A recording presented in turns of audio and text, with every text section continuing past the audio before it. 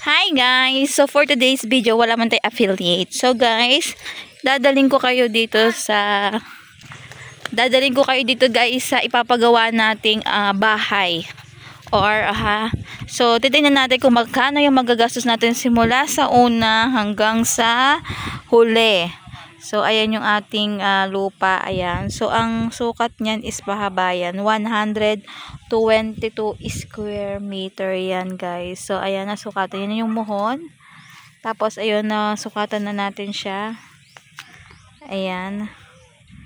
Tapos meron na din doon at saka meron doon. So bukas mag-uumpisa na silang maghukay diyan kasi uunahin natin guys ay yung bakod. So babakodan muna natin yan guys, and titingnan natin guys kung magkano yung magagastos natin sa pagpapabakod para kung magpapagawa kayo ng bahay guys ay meron na kayong idea. So ang una naming binili ay mga kahoy, which is 2x2x3 and 2x2 by ewan ko kung ano yun. Basta ito, ayan. So, ayan yung nagastos namin ngayon.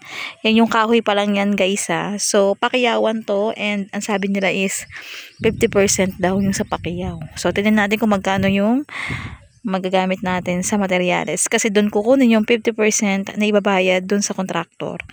So, ayan. So, ang balak namin is 5 patong lang ng bakod yung gagawin natin dyan. Ganyan. So, pabalitaan ko kayo guys kung ano ang mangyayari dun sa ating pagpapabakod, no?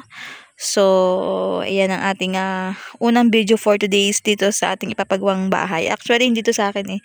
Dito to sa kaibigan ko. And ako lang yung nag-aasikaso nung plano at nung magiging itsura nitong maliit na bahay. So, ayan naman guys yung pinagawa nung huli. Yan yung pinagawa namin. Almost umabot niya ng siguro 1.5 taon. So kapag may pera, pag wala ng pera, tigil na. So eto, ibablog natin para alam nyo at may idea kayo. At ayan na yung presyo nung 23